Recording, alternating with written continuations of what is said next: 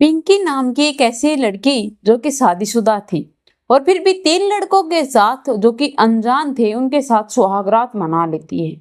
आखिरकार वह ऐसा कैसे कर लेती है और उसने ऐसा क्यों किया, चलिए जानते हैं। नमस्कार दोस्तों, मैं Priyanka Yadav crime moment channel पर आप लोगों का हार्दिक स्वागत करती हूँ। आशा करती हूँ आप लोग खुश होंगे, स्वस्थ होंगे, अपना और अपनों का ख्याल रख रहे होंगे। सबसे पहले रोज की तरह मेरी आप लोगों से एक ही रिक्वेस्ट है, प्लीज आप लोग मेरे चैनल को सब्सक्राइब कीजिए ताकि मेरा हौसला बढ़ता रहे। पिंकी जो कि अपने पति के साथ शादी कर कर अपने परिवार में खुश थी, लेकिन उसने ऐसा क्यों किया कि 3 अनजान व्यक्तियों से वह प्यार कर बैठी या फिर उनसे ऐसे संबंध कैसे बना लिए। वह लड़की जो कि शादी कर कर अपने एक परिवार बसाने आई थी, उसका पति शराब बहुत ज्यादा पीता था। घर में कोई आमदनी भी नहीं थी।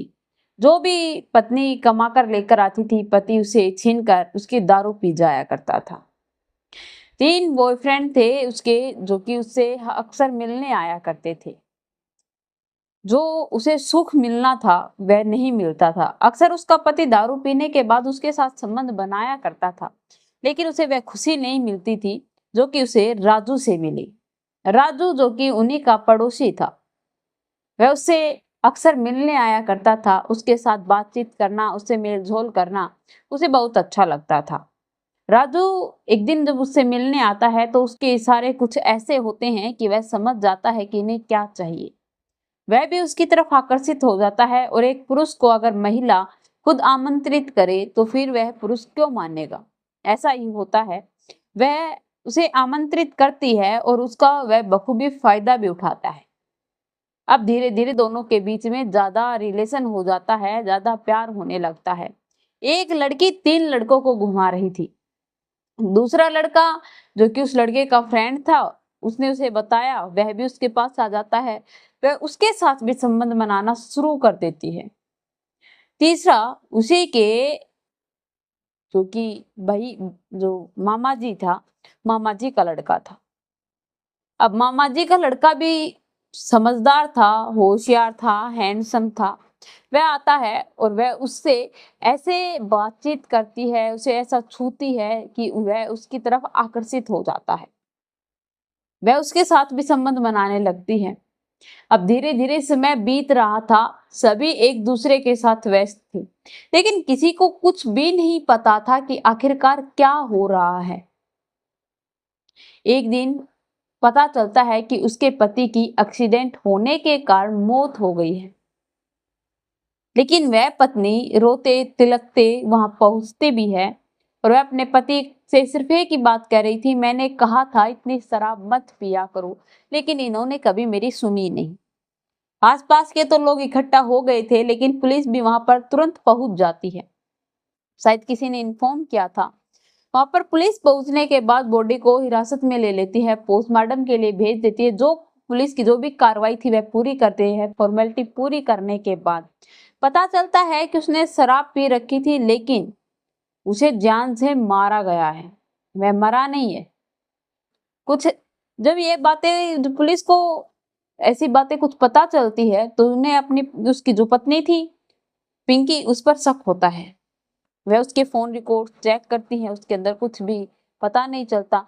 उसने उस रात तो अपने पति को भी फोन नहीं किया था और न वह किसी अन्य इंसान से बात करती थी।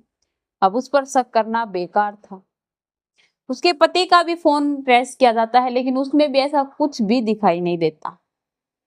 पत्नी कहती है कि मुझे बहुत मारता था, पीटता था, मेरे पैसे लेकर भाग जाया करता था। इसे शराब के अलावा कुछ कभी अपनी जिंदगी में दिखाई नहीं दिया। पुलिस भी हैरान थी कि आखिरकार यह इंसान कैसा है। एक तरफ उन्हें भी विश्वास हो गया था कि शायद यह एक्सीडेंट ही है, हम ही ज्यादा सोच रहे हैं।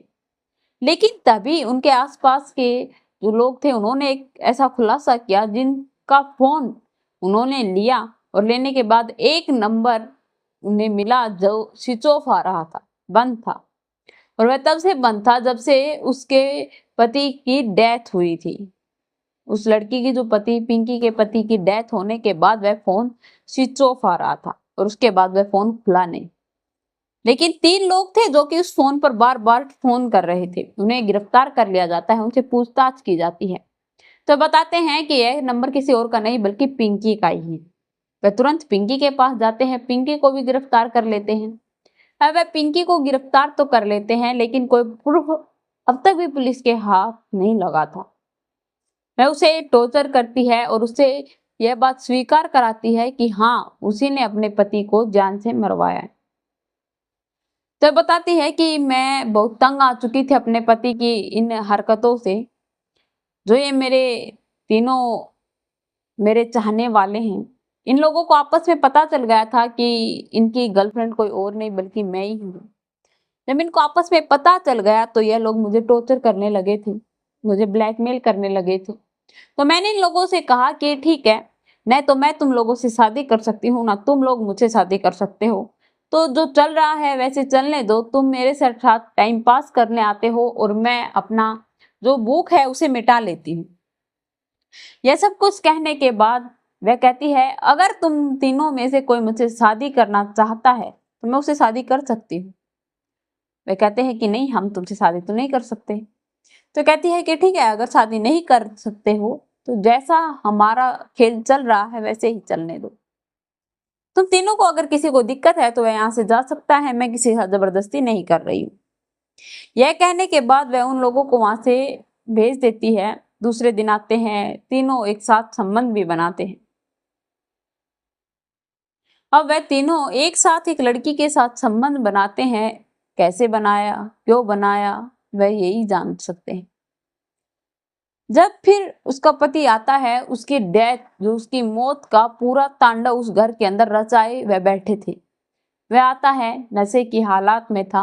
वह अपनी पत्नी के साथ रोज की तरह एकदम उनके साथ जो रिलेशन होता है वह रिलेशन में कर जो कि प्यार करते हैं और उसके बाद वह सो जाता है।